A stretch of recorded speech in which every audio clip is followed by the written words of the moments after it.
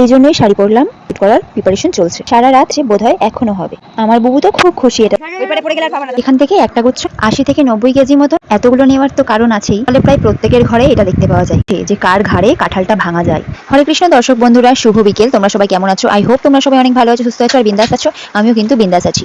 আর আজকে বিকেল থেকে আমি আমার ব্লগটা স্টার্ট করলাম, কারণ আজকে গানের ক্লাস রয়েছে আমাদের। তো শেয়ার করার চেষ্টা করবো তোমাদের সাথে গানের ক্লাসের কিছু মুহূর্ত, যদি দীপক সময় পায় ক্যামেরা ধরার তাহলে। আর যদি না হয় তাহলে ব্লগটাই কন্টিনিউ করে যাবো ডেইলি রুটিনের মতন। এখন বিকেল 5:30 বাজে আর আমি ঘরের সমস্ত কাজকর্ম গুছিয়ে নিয়ে একটু বাইরে এসেছি, ঘুরছি বাইরে। প্রত্যেক দিনই প্রায় বিকেলবেলা আমি বাড়িটা একটু বেরিয়ে বাইরে ঘুরি, কারণ সারাদিন যেহেতু সংসারের কাজকর্ম, ছেলে, রান্না বান্না, খাওয়া দাওয়া, এটা ওটা করতে থাকি। তাছাড়া দোকানের মধ্যেই 24টা ঘন্টা আমি আটকে থাকি। তার মাঝে যদি একটু সময় পাই সেটা হলো বিকেলবেলা, আর সেই জন্যই বিকেলবেলা একটু বাইরে বেরোলাম। চলো বন্ধুরা, পুরো ভিডিওটা দেখতে থাকো, স্কিপ করো না। ভিডিওটা ভালো লাগলে লাইক কমেন্ট শেয়ার করে দিও। আর এখন গানের ক্লাসের কিছুটা ব্লগ চেষ্টা করবো তোমাদের দেখানোর। তো বন্ধুরা, শুভরাত্রি। গানের ক্লাসের কোনো ব্লগ তোমাদের সাথে শেয়ার করতে পারিনি, কারণ দোকানে অনেক কাস্টমার ছিল আর দীপক সেই জন্য একটু ক্যামেরা করতে পারিনি। আর এখন আমি অন্য একটা ভিডিও শ্যুট করার চেষ্টা করছি। তো গুড নাইট, শুভ সকাল বন্ধুরা। সকালবেলা ঘুম থেকে উঠলাম, জাস্ট পেছনে মশারি টাঙানো রয়েছে দেখতেই পাচ্ছ। আর জানলাটা খুলে দিলাম, কারণ একটু হাওয়া আসবে। দুটো ফ্যান চলে তো, একটা ফ্যান একটু বন্ধ করে দেবো। আর আমার ছেলে ঘুমিয়ে রয়েছে, দীপক কিন্তু অনেকক্ষণ আগেই বাজারে চলে গেছে। এদিকে দেখো, সারা রাত বৃষ্টি হওয়ার কারণে পুরো উঠোন ভিজে কাদা হয়ে গেছে। আর যেদিকটা ইট পাতানো সেদিকটা তো ঠিকই আছে, যেদিকটা ইট পাতানো নেই, মাটির দিকটা পুরো কাদা কাদা হয়ে রয়েছে, ওই দিকটা একটু সমস্যা হবে। আর এখনো মেঘ রয়েছে, হয়তো বৃষ্টি হতে পারে। তো চলো আমি আমার বাসি কাজগুলো সেরে নিই।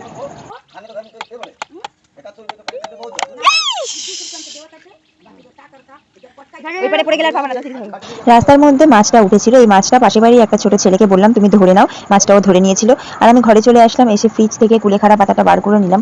একবারে নিয়ে আসলে আমি পরিষ্কার করে বেছে প্লাস্টিকের মধ্যে করে ফ্রিজে রেখে দিই, তাতে একটু বেশি দিন থাকে, মোটামুটি 1 সপ্তাহ মতো থাকে। আর একদিন পর একদিন আমি তো কুলেখাড়ার রস খাই, এটা তোমরা আগের ভিডিওতে আমি বলেছিলাম, তোমরা হয়তো দেখেছো ভিডিওটা। আর যারা দেখোনি তারা পেছনের ভিডিওগুলো দেখে নিও আমার। আর দীপক চলে এসেছে সবজি নিয়ে। আজকে প্রায় খুব একটা বেশি সবজি আনিনি, অল্প সবজি নিয়ে এসেছে, কারণ বর্ষার মধ্যে কেমন কি বেচাকেনা হবে সেটা তো বুঝতে পারছে না। আর এইভাবে সাইকেল করে ও প্রায় 80 কেজি মতো মাল নিয়ে আসে। আর আজকে আমি অনেক রকম সবজি ওর থেকে নিয়ে নিয়েছি, কারণ বৃষ্টির মধ্যে কবে সবজি তুলবে না তুলবে সেটা তো বুঝতে পারছি না। আর আজকে সব সবজিগুলো খুব সুন্দর ছিল, একদম তরতাজা ছিল। কিছুটা লাল শাক, টমেটো, কাঁকরোল, বেগুন, পেঁপে, কাঁচা লঙ্কা, এইসব অনেক কিছু নিয়ে নিয়েছি। আর এদিকে আমি ভাতের হাঁড়ি গ্যাসের উপর বসিয়ে দিয়েছি, গরম জলটা ফুটতে থাকছে। আর আমি চালটা ধুয়ে নিয়েছি, লাল শাকটা এখন আমি কেটে নেবো, কেটে ধুয়ে রাখবো। আজকে একটু সকাল সকাল রান্না বসিয়ে নেবো। চলো রান্নাটা করে নিই। রান্নাবান্না করে নিয়ে স্নান করে সমস্ত কাজকর্ম কমপ্লিট করার পর পুজো দিয়ে চলে এসেছি দোকানে। আবার একটু দোকানে বসবো। আর প্রচণ্ড গরম লাগছে, স্নান করেছি সেটাও মনে হচ্ছে না। দুপুরবেলা খাওয়া দাওয়া করার পর একটু ঘুমিয়েছিলাম, ঘুম থেকে উঠেছি আবার 5:30টার সময়। ছেলের দিদি পড়াতে আসবে ওকে, সেই জন্য আমি ঘর বিছানা সব কিছু ভালো করে গুছিয়ে নিয়ে পড়ার টেবিলটা খাটের উপর রেখে দিলাম। ওর দিদি আসলে দিদিকে বসতে দিয়ে দেবো, ওরা পড়তে থাকবে। আর বর্ষাকালে সবার ঘরেই কিন্তু প্রচুর জামাকাপড় থাকে। এভাবে আমার ঘরে তো, আমার শোবার ঘর যেহেতু আমার একটাই ঘর, সেই জন্য এই ঘরের মধ্যেই অনেকগুলো জামাকাপড় প্রত্যেক দিনই থাকে মেলা। আর বাচ্চা কাচ্চার ঘরে তো প্রচুর জামাকাপড় থাকে, কারণ বাচ্চাদের তো অনেক জামাকাপড় হয়। আমি তো এই যেহেতু আমি রান্নাবান্না কাজকর্ম আর দোকান সবটা একসাথে সামলাই, তো সেই জন্য ওই একই জামাকাপড় আমি পরি না। কি শীত কি বর্ষা, আমি প্রচুর জামাকাপড় চেঞ্জ করি। আর বর্ষাকালে তো একটু বেশি চেঞ্জ করতে হয়। আর এখানে বিকেলবেলা আমি একটা কাঁঠাল এনেছিল দীপক আমার জন্য, সেই কাঁঠালটাকে ভেঙে নিলাম। একটা কথা আছে জানো তো, কিছু কিছু মানুষ খুব ভালো মতো বোঝে যে কখন কার ঘাড়ে কাঁঠালটা ভাঙা যায়। মানে এটা কিন্তু একটা উক্তি আছে, মানে একটা এরকম বাক্য আছে, এটা অনেকে বলে যে ঠিক বুঝিস তো যে কখন কার ঘাড়ে কাঁঠালটা ভাঙতে হয়। সেই কথাটাই আমি তোমাদের বললাম, অতটা ভালো করে হয়তো গুছিয়ে আমি বলতে পারলাম না। আর কাঁঠালটা ভাঙছি দেখেছো, একটা প্লাস্টিক পেতে নিয়েছি, কারণ কাঁঠালের আঠা কিন্তু ভীষণ বাজে। এমনি তো মেঝের মধ্যে যদি পড়ে তোমার পায়ে সবসময় হাঁটাচলা করতে গেলে একবার যদি লেগে যায় তো হয়ে গেল, কেরোসিন তেল ছাড়া ওঠেই না। আর কাঁঠালটা আমি ভেঙে নিচ্ছি, ভেঙে নিয়ে একটু সবাইকে দেবো আর আমি নিজেও খাবো। আমি দারুণ ভালোবাসি কাঁঠাল খেতে, কিন্তু এত শক্ত কাঁঠাল নেই, কাঁঠালটা অনেকটাই শক্ত ছিল। একটু নরম কাঁঠাল হলে বেশি ভালো লাগে। কি করছো মানে? চেয়ার পেতে বসে আছে একবারে, ঠিক আছে? কার সাথে বাবা করছে? চেয়ার চেয়ার পেতে বসে আছে একবারে। নিজে কোথায় যাও? এটা হচ্ছে আমার বাড়ির পাশের এক মন্দির। এখন প্রায় রাত্রি 9:30 বাজে। আমি আর আমার ছেলে বেরিয়ে পড়েছি একটু ঘুরতে। তা বাড়ির পাশে যেহেতু মন্দিরটা ছিল, আমরা হাঁটতে হাঁটতে প্রায় সময় এখানে আসি।